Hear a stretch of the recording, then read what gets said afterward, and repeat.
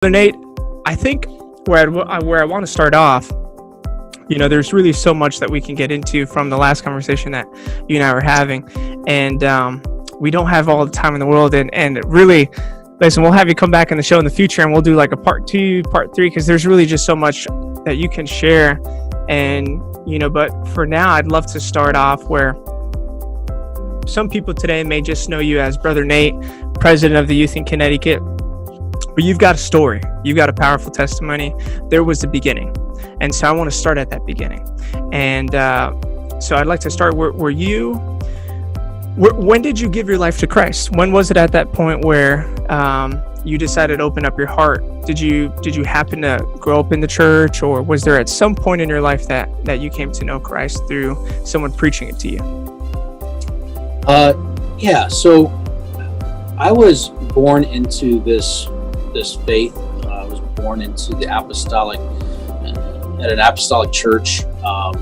My parents are from Wisconsin, and when my parents found out that they were pregnant, they ended up moving to Virginia to my dad made a decision right there to change his life. He knew where he was back-slidden at the time, but he knew where he needed to go to make things right. He wanted to raise a family that was in the truth and that served God and loved God. So my dad was instrumental in me coming to the Lord, obviously. So I grew up in the church. I remember from my earliest days, probably my second week of life, I was in an apostolic church. And I remember as just a little child, sleeping on the pews, crawling under the pews. I remember incredible Sunday night services, Sunday morning services, Wednesday night, right, and these incredible outpourings of the Holy Ghost. Actually, the church that I was born at was a Bible World Church in Chesapeake, Virginia. I believe Brother Cunningham is the pastor there now. But Brother Robert E. Hall was the pastor when I was there as a child.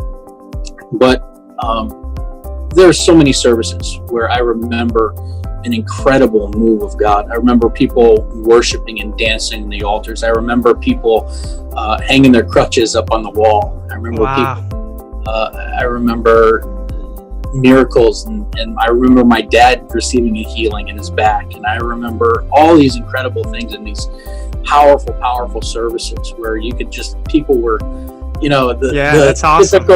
the typical Pentecostal service where you would see, people, if you weren't familiar with Pentecost, you'd say, okay, people are nuts. Right. But that was just, I was born into a crazy environment, I guess. Yeah. But I remember very distinctly times when I was a child coming in contact with God in such a powerful way. I remember burying my face in the altar as just a little child, 5, 6, 7 years old. I remember at 7 years old, I made the decision to be baptized in Jesus. Oh, that's awesome. Wow. So I got baptized, and I got the Holy Ghost later that year, which was interesting because I remember it was a midweek service. I don't know if it was a Wednesday night or it might have been a Friday night youth service. But I was 7 years old, and I remember just crying out to God, and I remember people all around me praying for me. And I remember I had stammering lips, but I wasn't sure that I received the Holy Ghost. And I remember somebody told me that I had received the Holy Ghost, and then promptly told the whole church that I had received the Holy Ghost. And that was hard for me because I wasn't sure of it myself. Right. And I think that messed me up for a while. The devil really used that to confuse me and to make me think that, okay, I'm just a fraud. I'm just, I'm lying about my experience, or that didn't really happen the way they said it happened. And so this was at 7, right? This was at 7 years of age? Wow. Yeah. And I distinctly remember having that battle in my own mind. Like, was I just babbling, making up words? Was I, right. But as I think back on it, I was clearly under the power of the Holy Ghost, and I remember feeling the presence of God. I think the thing that somewhere along the line, I kind of tested the waters and said, if it happened before, it can happen again. And so it wasn't necessarily that initial time that was like made it concrete in my mind and my heart that I had that initial experience. I remember that first experience where people said I got the Holy Ghost, but I couldn't tell you the time or times after where, again, I was weeping in the altar, worshiping and praising God at the front of the church, and began to speak in tongues again. And I guess it was those second, third, fourth, 100th times that kind of confirmed and cemented some things in my life that I was like, okay, this is not some figment of my imagination, but this is the Holy Ghost speaking through me. So yeah, I was pretty young, but it was sincere for sure.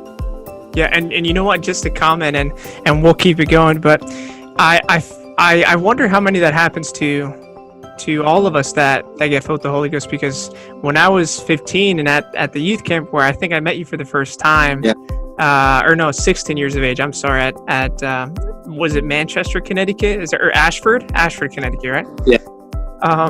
When I got filled with the Holy Ghost for the first time and speaking in other tongues, which was such a special moment, I remember that right after that, I had hugged, at that time, my Pastor Byron Fridas, and I was just crying because it was just so special and how powerful it felt.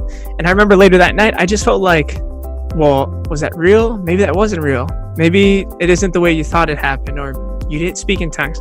And I remember when I started getting those thoughts, I was like, you know what? No, I'm not going to believe in that. I know the devil's trying to mess with me. I know I got filled with the Holy Ghost. And the next day, that morning, Brother Kirk McLaughlin, hopefully, I'm sorry if I said his last name wrong, I think. That was right. That's right, okay.